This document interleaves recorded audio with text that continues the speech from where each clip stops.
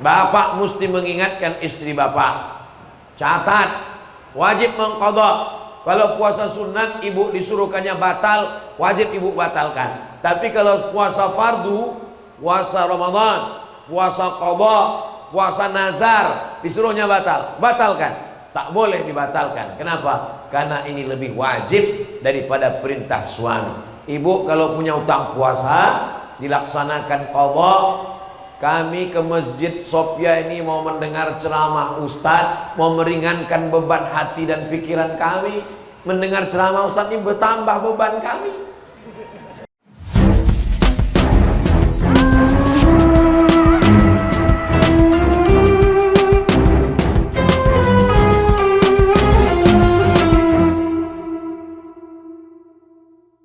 Jamaah yang dimuliakan Allah Subhanahu wa taala. Untuk apa solat-solat sunat ini? Man shalla isnatai asyarata rakaah. Siapa yang solat 12 rakaat fil yaumi wal lailah, sehari semalam, bunya lahu bihinna baitun fil jannah, dibangunkan Allah untuknya satu tempat di surga. 12 rakaat itu ada dalam Sunan Tirmizi penjelasannya. 2 rakaat qabliyah subuh, 4 rakaat qabliyah zuhur, 2 rakaat ba'diyah zuhur, 2 rakaat ba'diyah maghrib, 2 rakaat ba'diyah isya. 12 rakaat. Ulang lagi Pak Ustaz. 2 rakaat qabliyah maghrib, 4 rakaat qabliyah zuhur, 2 rakaat ba'diyah zuhur, 2 rakaat ba'diyah maghrib, 2 rakaat ba'diyah isya. 12 rakaat. Ulang lagi Pak Ustaz. Tonton ulang di channel Ustadz Abdul Somad Official. Subscribe, like, share, and comment. Nah, jadi baru dapat. Tapi tadi tak ada disebutkan qabliyah asar, tak ada disebutkan qabliyah maghrib, tak ada disebutkan qabliyah isya. Itulah yang disebut Nabi dalam sunan, dalam Sahih Muslim 3 kali. Ma baina kulli adhanaini shalah, ma baina kulli adhanaini shalah, ma baina kulli adhanaini shalah. Maksudnya qabliyah asar, qabliyah maghrib, qabliyah isya.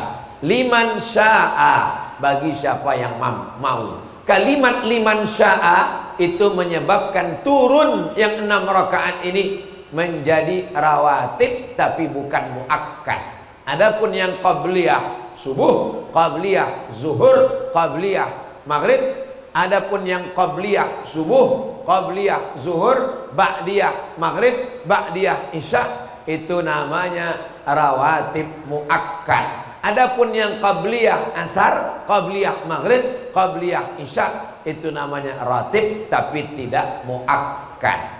Kenapa kita melaksanakan sholat sunat ini? Karena nanti yang pertama diperiksa, inna awwala ma yuhasabu bihil abdu yaumal qiyamah sholatuhu. Yang pertama diperiksa bukan puasa, bukan haji, bukan zakat, sholat. Idza sholahat sholahal amalu kulluh. Kalau sholatnya baik, amal yang lain ikut baik. Wa idza fasadat, kalau sholatnya rusak, fasadal amalu kulluh, maka amal yang lain rusak. Fa inna qasad. Nah, ini dia fungsi sholat sunat. Kalau ada kekurangan-kekurangan pada sholat wajibnya, kurang khusyuknya, kurang makharijul hurufnya, kurang tumakninahnya, maka kata Allah SWT, unzuru hal lahu min tatawu'in. Coba tengok, periksa, ada tak sholat sunatnya. Jadi cara kita memandang sholat sunat ini demikian. Karena banyak orang tak mau sholat sunat, pas ditanya, kau tak sholat sunat? Sholat sunat dilaksanakan berpahala, ditinggalkan tidak apa-apa. Nah, itulah yang membuat orang tak mau sholat sunat. Kita tetap sholat sunat. Untuk apa? Karena boleh jadi kurang khusyuk, kurang tajwid, kurang ghunnah, kurang makharijul huruf. Adapun yang tak sholat sama sekali, tak bisa ditebus dengan sholat sunat. Mesti la kafarata laha illa dzalik. Tidak ada yang menembus sholat kecuali sholat itu sendiri. Maka ada namanya sholat qadha. Sepakat 4 mazhab. Yang paling tua mazhab Hanafi, nomor 2 mazhab Maliki, nomor 3 mazhab Syafi'i, nomor keempat mazhab Hambali. Tidak ada ikhtilaf. Sholat yang tinggal-tinggal lalu wajib diqadha. Tak cukup dengan istighfar Pak Ustaz, tak cukup. Ini ada orang sekali istighfar nyanyi selesai. Astagfirullah.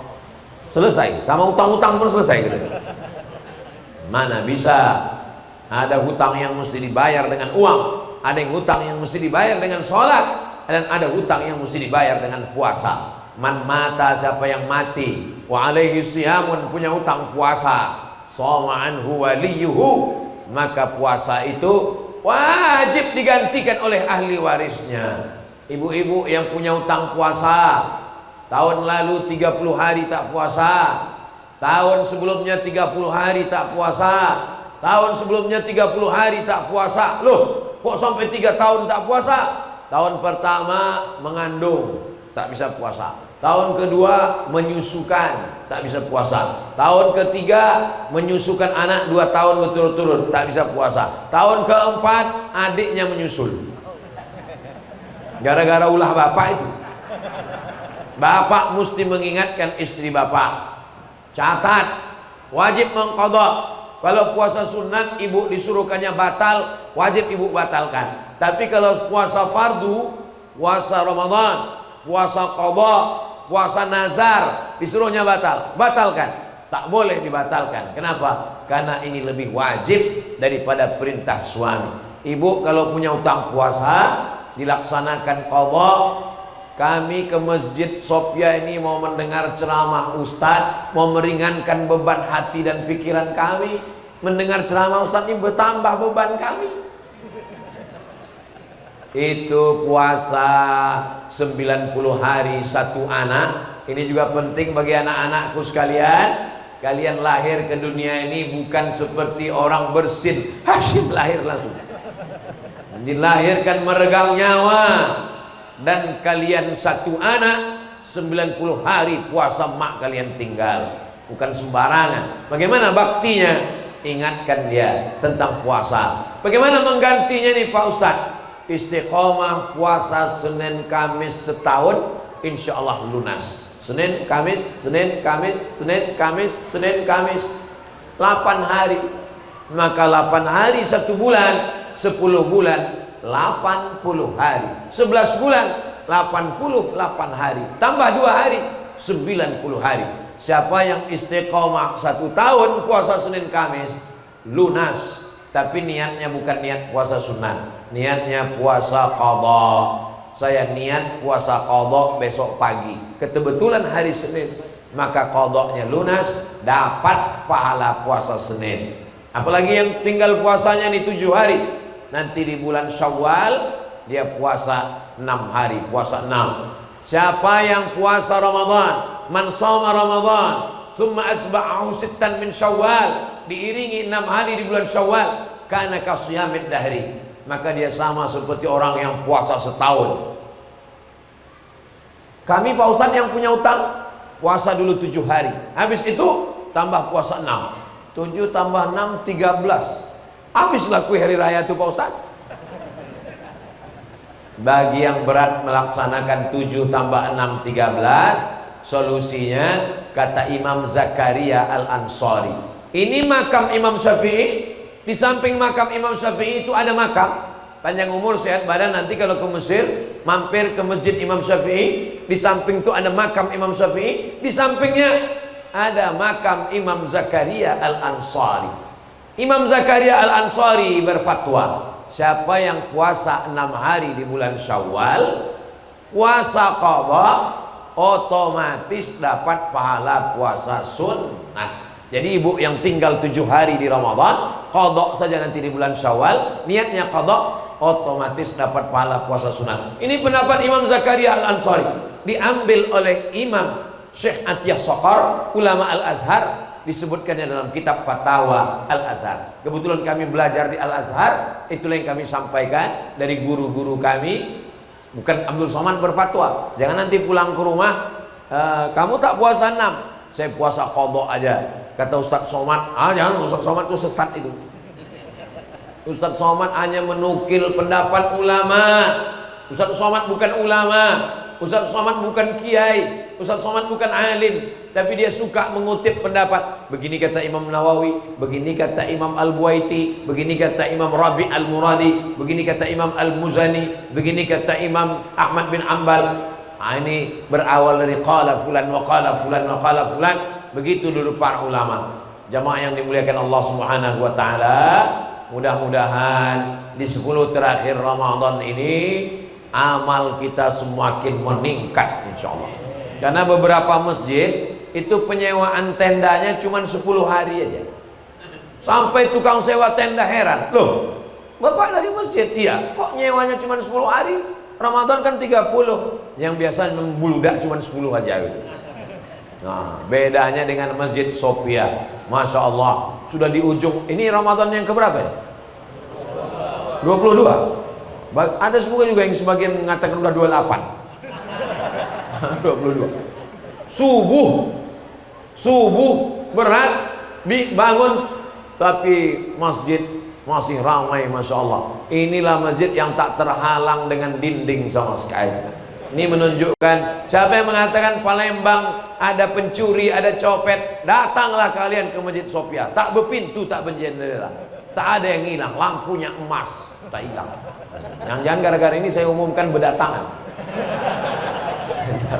Aman, insya Allah. Beginilah masjid, tanah yang paling bertuah, tanah inilah tanah. Kenapa? La yuhabu, tanah ini tak bisa dihibahkan. Wala yubahu, tanah ini tak bisa diperjualbelikan. Wala yurasu, tanah ini tak bisa diwariskan. Kenapa? Karena tanah ini adalah tanah wakaf. Tanah yang sudah dikumandangkan azan subuh, zuhur, asar, maghrib, isya, Jumat, maka tanah itu otomatis menjadi tanah wakaf. Maka diuruskan aktenya di Badan Pertanahan Nasional. Bapak Kanwil Pertanahan datang ke pengajian Ustadz Somad. Selesai pengajian, Ustadz, saya bawa pegawai-pegawai Kanwil Pertanahan. Ada apa Pak? Acara ulang tahun BPN, Badan Pertanahan Nasional, Badan Pertanahan Negara. Saya mau pegawai-pegawai mendengarkan ceramah Ustadz. Ini kejadiannya beberapa tahun yang lalu. Pak Kanwil datang ke masjid. Saya tak mau pegawai-pegawai ini ulang tahun nyanyi dangdut. Saya mau pegawai saya bawa ke masjid. Kalau Ustadz yang kami bawa ke kantor, nanti mereka tak pernah ke masjid. Saya bawa ke masjid. Wah, kesempatan saya. Situlah saya bahas. Kita dari tanah, berjalan di atas tanah, kerja mengukur tanah, akan mati dimakan cacing tanah. Saya gas, karena kebetulan pegawai pertanahan banyak. Dalam hadis dikatakan, siapa yang curang mengukur tanah, qaidah shibrin, sejengkal, tuwiqa, maka tanah itu nanti akan dililitkan ke lehernya. Sab'i aradin, 7 lapis tanah ke bawah akan melilit lehernya. Saya gas betul tentang tanah itu. Ustadz Somad, kabar gembira dari pertanahan. Siapa saja pengurus masjid yang mau mengurus surat tanah di BPN, asal untuk masjid gratis Pak Ustadz. Kata Bapak Kanwil BPN dulu, tak tahu sekarang. Kalau sekarang masih bayar, kita gas lagi ceramah tentang tanah. Alhamdulillah Pak Ustadz, saya nggak pernah menggeser tanah sejengkal Pak Ustadz. 5 meter aduh Pak Ustadz. Saudara yang dimuliakan Allah Subhanahu Wa Taala, inilah tanah yang bertuah. Anak-anak sekarang sudah belajar 100 orang lebih yang MDA, belum lagi SD-nya, belum lagi TK-nya, 2 kelas SMP-nya. Maka jamaah yang belum tahu datang ke Masjid Sophia, lihat ke belakang. Ustaz sudah melihat ke belakang, belum nampak kali, gelap tadi malam. Tapi insya Allah pagi ini jelas, macam cottage, macam hotel saya tengok. Oh, saya pun masuk ke dalam tempat ini, penginapan Ustadz. Masya Allah, saya buka kamar mandi, besar sekali, mangkok empek-empek. Rupanya untuk berendam mandi. Luar biasa. Mudah-mudahan nanti banyak orang yang studi banding kemari, pejabat-pejabat, gubernur, bupati, wali kota, pegawai, anggota DPRD melihat sini jalan-jalan, dia terinspirasi dengan ini, lalu tanah dia buat pula masjid, dia buat cottage penginapan Ustadz, dia buatkan pula sekolah. Semakin banyak yang membuat, insya Allah Sumatera Selatan, Negara Kesatuan Republik Indonesia semakin baik insya Allah. Banyak orang punya duit, punya tanah, tak tahu dia mau buat apa. Akhirnya tiap hari nengok tanah, mati. Masuk ke dalam tanah, dimakan cacing tanah. Tak pernah berbuat apa-apa. Ceramah tak masuk ke telinganya. Buatlah masjid, buatlah sekolah, tak masuk. Tapi kalau dibawa dia melihat, ditunjukkan ini masjidnya, arsitekturnya begini, lampunya begini, ini sekolahnya, ini perumahannya, ini kolamnya, ini, nah, itu insya Allah terbuka pikirannya sambil didoakan dari belakang. Kalau ada setan berbisik, jangan bacakan ayat kursi Allah. Nah, insya Allah diwakafkannya tanah itu insya Allah. Amin. Zaman sekarang ustadz tak bisa lagi berceramah di masjid, wakafkan tanah, enggak, mesti datang ke rumah bertanya. Begitu saya tanya ke kawan saya tanya ustadz, di kota ini mana orang kaya yang tanahnya luas dan usianya udah tua yang kira-kira tak lama lagi meninggal? Oke ustadz, dibawa mereka lah. Alhamdulillah setelah kami keliling banyak yang berwakaf tanah. Kami mau wakaf tanah Pak Ustadz, mantap, dia bilang. Kami cek ke BPN, rupanya tanah itu bermasalah. Assalamualaikum Pak Haji. Waalaikumsalam. Tanah Pak Haji itu bermasalah, ternyata kami baru cek BPN. Karena masalah itulah maka kuwakafkan Pak Ustadz. Tapi tanah ini alhamdulillah, ini bukan tanah yang bermasalah. Orang-orang yang punya masalah, datanglah kemari, sholat, tempelkan keningmu ke lantai, studi banding, melihat-lihat, terbuka inspirasi, terbuka hidayah, sempat berbuat, sempat bangun masjid, sempat bangun sekolah, sempat membuat tahfiz Quran. Setelah itu mau mati-matilah, karena sudah bekal menghadap Allah Subhanahu wa ta'ala. Pas jam 6:10 sholat sunat isyraq 2 rakaat. Yang pakai usolli sunnatal isyraq raka'ataini lillahi ta'ala, pakai qaf, usolli sunnatal isyraq raka'ataini lillahi ta'ala. Yang tak pakai usolli dalam hati aja, gak pakai usolli, Allahu Akbar. Gak usah kelahi gara-gara usolli. Terima kasih segala perhatian, mohon maaf segala kesilapan dan kekhilafan. Banyak tutur kata yang tak berkenan di hati, menyinggung perasaan. Di akhir majelis bersama orang soleh, orang baik, mari kita berdoa, mudah-mudahan keluarga kita sakinah mawaddah warahmah, anak-anak kita soleh dan solihah, diberikan istiqomah hingga ke surga bersama Rasulullah SAW. Ala hazihin niyah, al-Fatihah.